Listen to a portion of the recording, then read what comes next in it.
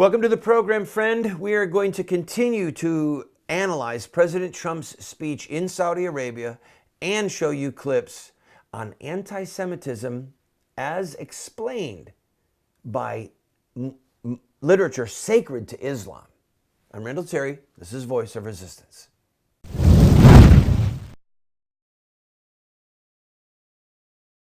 We're going to show you clips of what would Muhammad do, Muhammad on anti-Semitism.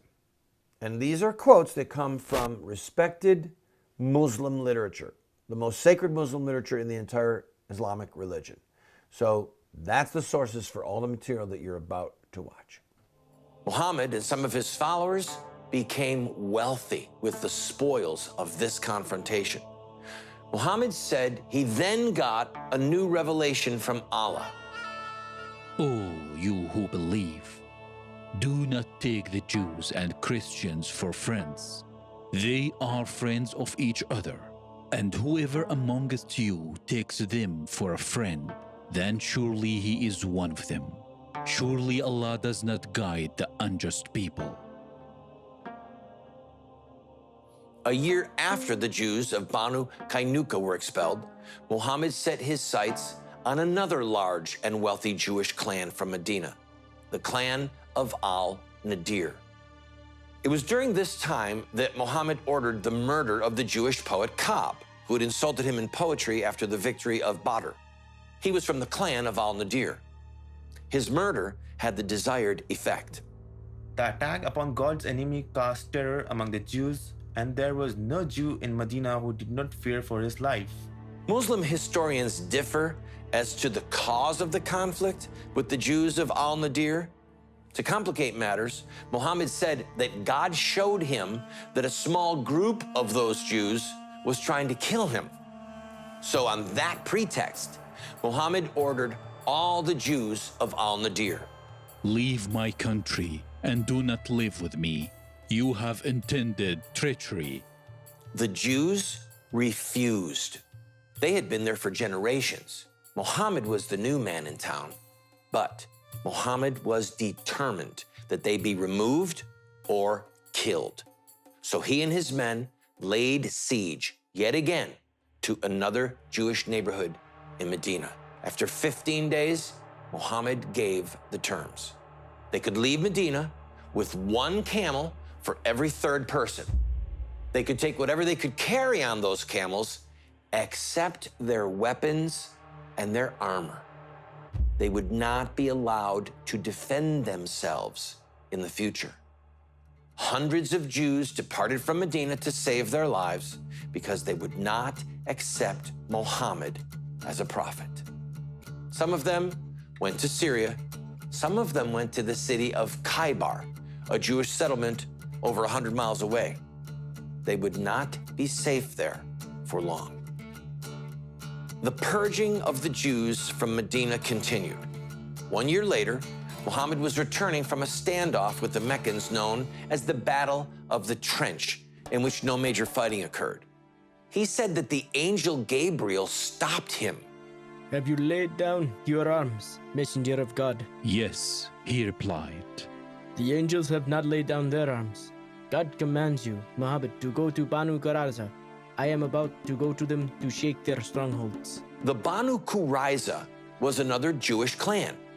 Muhammad told his men, That was Gabriel who has been sent to Banu Qurayza to shake their castle and strike terror to their hearts. Muhammad said he was attacking them because a handful of those Jews had conspired to help the Meccans at the Battle of the Trench. However, no help ever occurred, and the vast majority of the Jews knew nothing about it. But Muhammad had found out and was determined to punish them. The apostle besieged them for 25 nights until they were sore pressed, and God cast terror into their hearts. Rather than fight, the Jews decided to submit to Muhammad's terms. They knew that the Jewish clans of Qaynuqa and al-Nadir were allowed to depart with their lives and whatever they could carry. They thought the same would be for them, but it was not to be for the Banu Qurayza. Rather than issue a judgment himself, Muhammad handpicked a judge from Medina, Sa'd bin Mu'adh. On the day of the Battle of Badr, Sa'd told Muhammad, O Prophet of God, extensive killing is dearer to me than sparing men's lives. I've got to take a break. When we come back, we will play yet another clip from episode 5, What Would Muhammad Do on Anti-Semitism? Don't go away.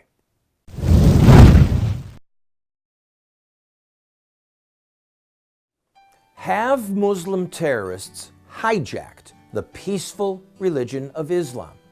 Or is there more to the story? The answer lies in the life of one man, Muhammad, the founder of Islam.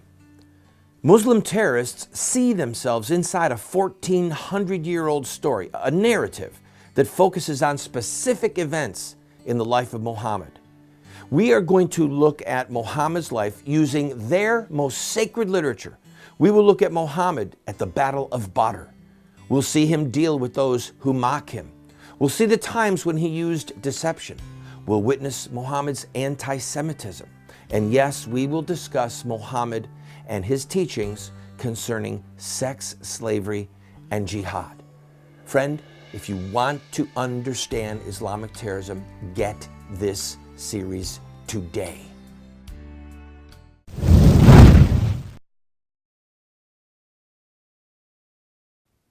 Welcome back to the program. We are showing you clips of episode 5 from What Would Muhammad Do on Anti-Semitism. All of the references you can see, DVR this, go check them for yourself. It all comes from literature sacred to Islam, from the lips of Muhammad, the founder of Islam. Muhammad and Sa'd wanted the Jews dead. With no Jews present, Sa'd issued his judgment. I pass judgment that the men shall be killed, the property divided, and the women and children taken as captives. Many of the Muslims were shocked. Muhammad immediately affirmed Sa'd's genocidal verdict.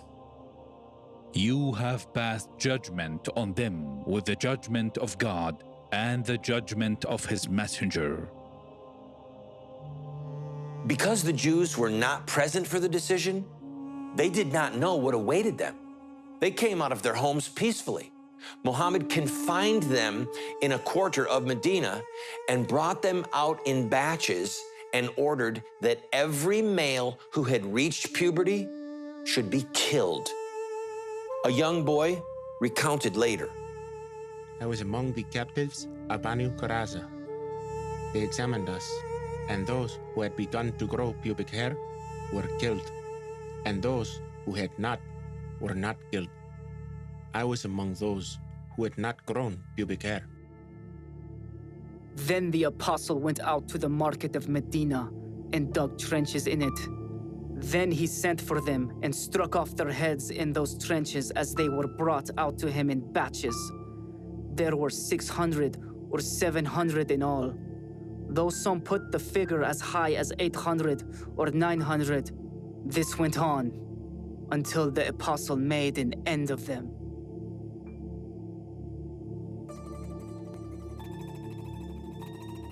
Muhammad was not a disinterested bystander. The apostle dug the ditches. He sent for them in batches and struck off their heads. The apostle made an end of them. He was not a general who had lost control of his troops. He was far too powerful for that.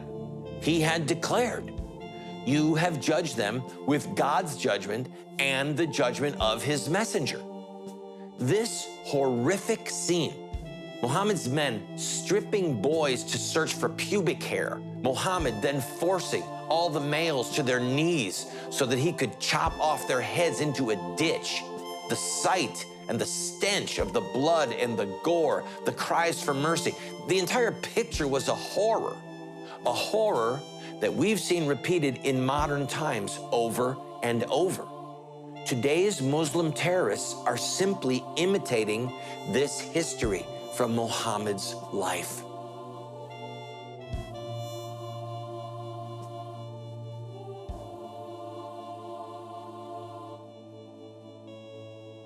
As with the prior two Jewish clans, Muhammad and his men again increased their wealth from the spoils of the dead. Then the apostle divided the property, wives, and children of Banu Qurayza among the Muslims.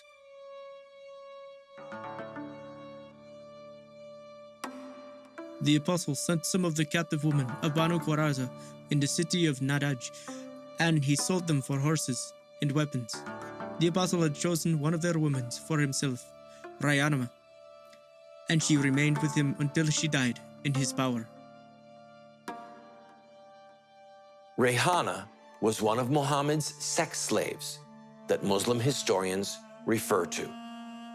This slaughter put an end to the Jews in Medina. Then he killed their men and distributed their women, children, and properties among the Muslims.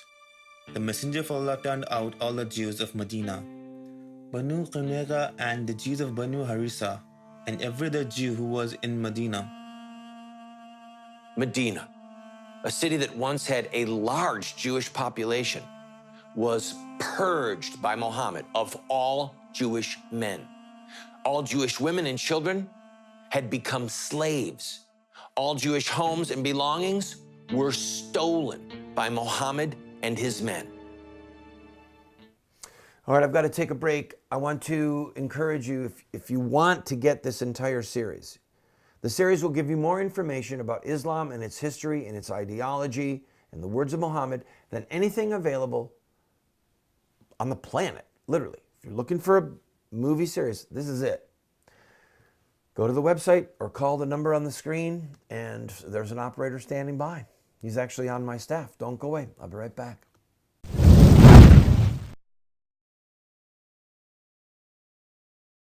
Many people who watch this program love it. They want to support us financially, but they really aren't interested in books or tapes. So we've got something for you. Something for you to wear. Something for you to give to your dad or your brother or your brother-in-law. It's a hat. If Donald Trump can do it, why can't we? Protect the unborn. Voice of resistance. If we are going to make America great again, we are going to have to stop the slaughter of unborn babies. So for those of you who enjoy wearing ball caps, those of you who have someone in your life that is a diehard pro-lifer and enjoys wearing a ball cap, you can make a statement for the unborn, you can talk about this television show, and you can help us financially. $25. Call 304-289-3700. That's 304-289-3700.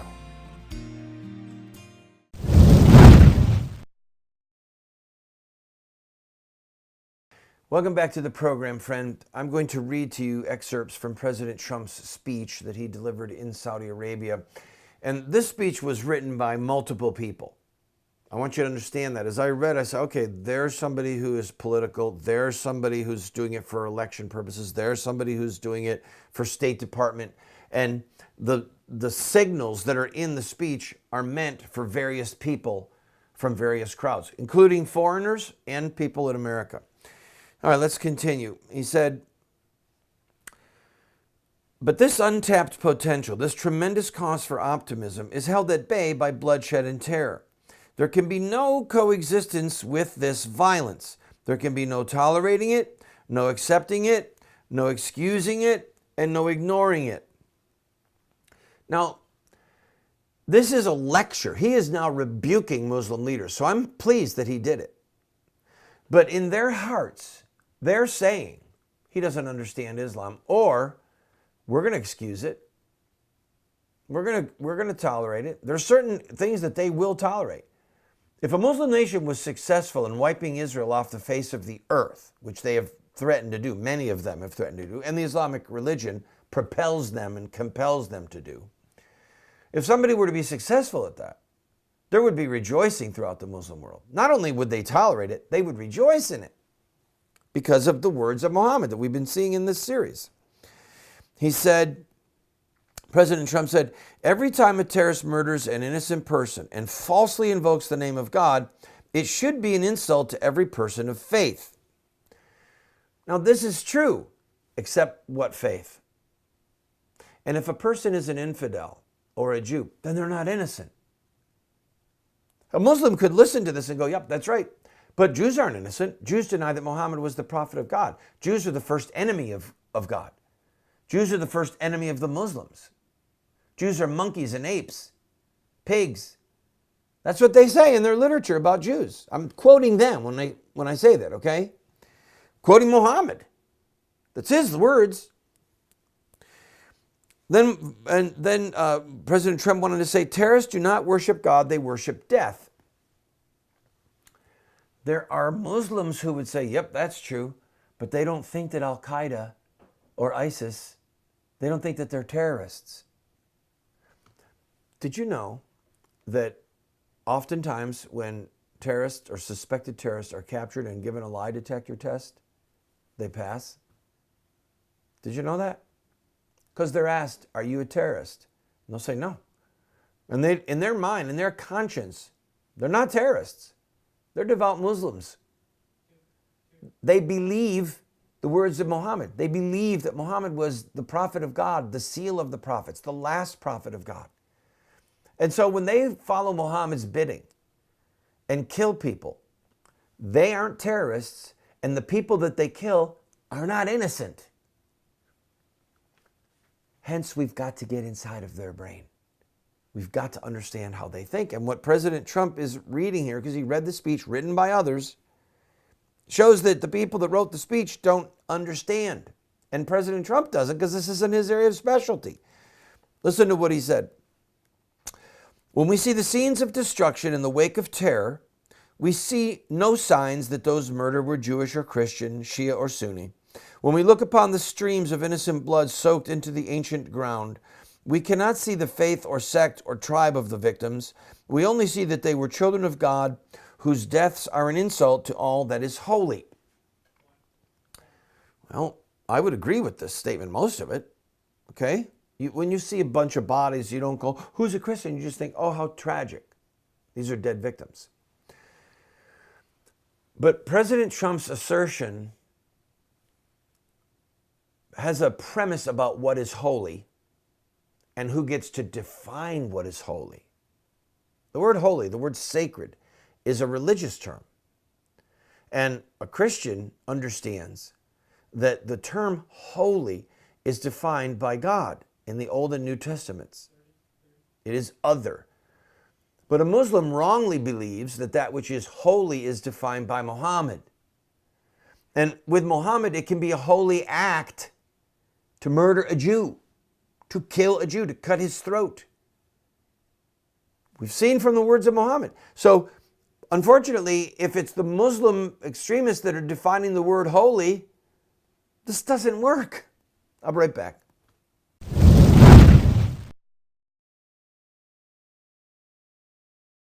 What Would Muhammad Do?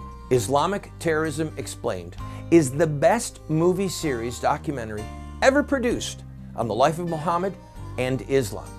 How do I know? Because it's what critics are saying.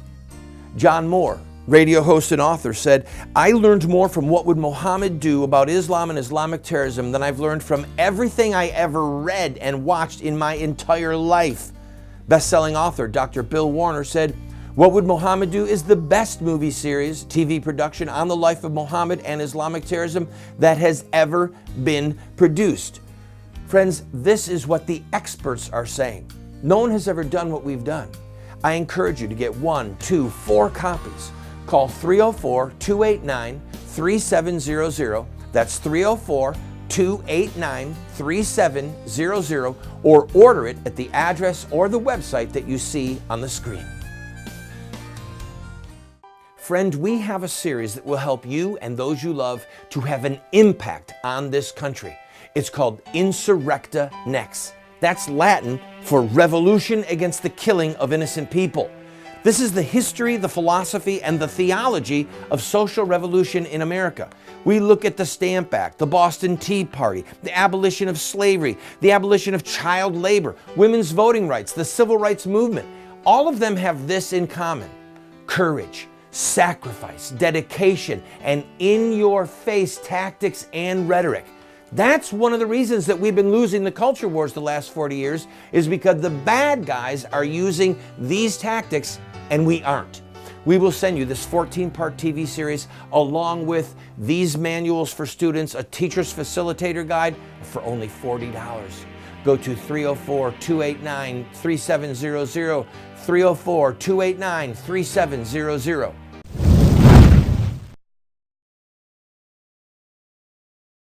Welcome back, friend. I'm analyzing President Trump's speech that he gave in Saudi Arabia because I want you to hear his own words. I'm reading them because for the speed's sake, but also to understand where they're just completely off and where policy wonks wrote this and where they're right.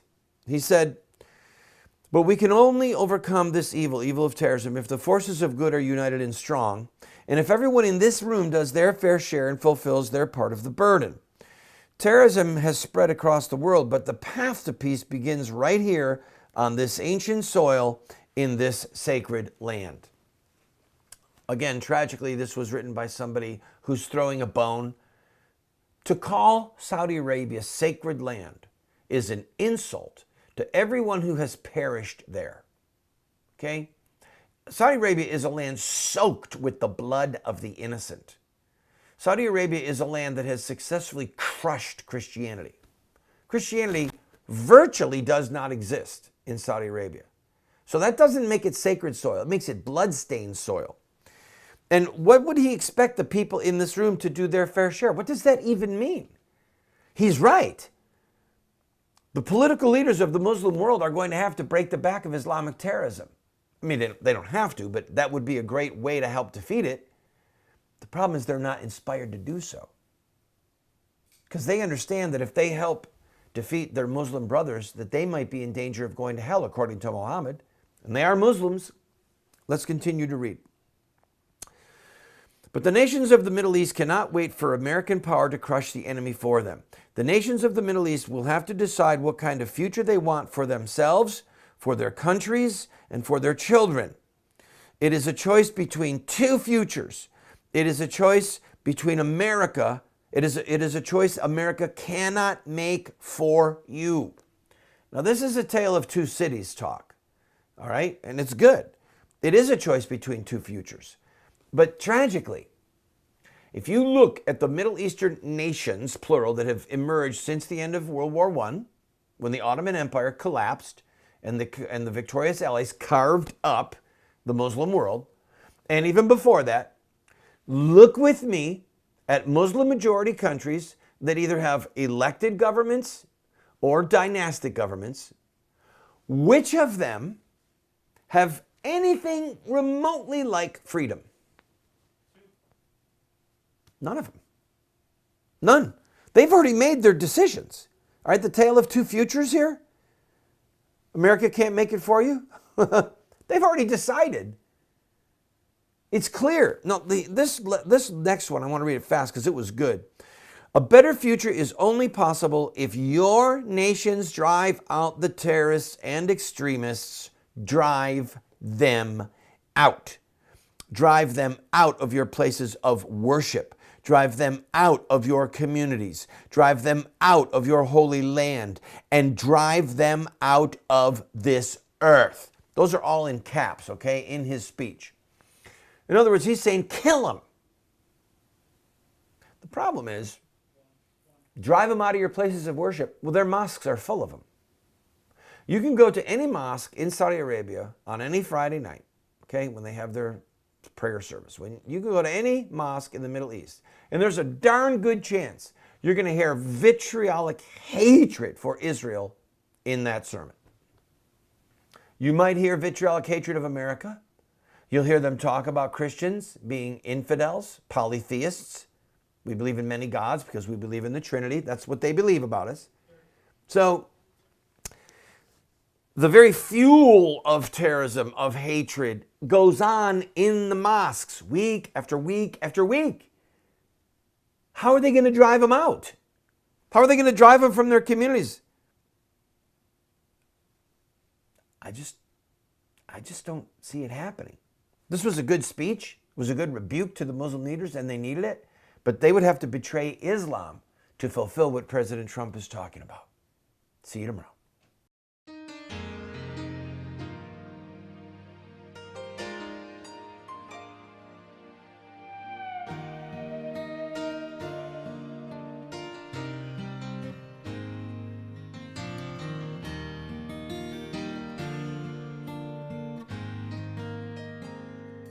you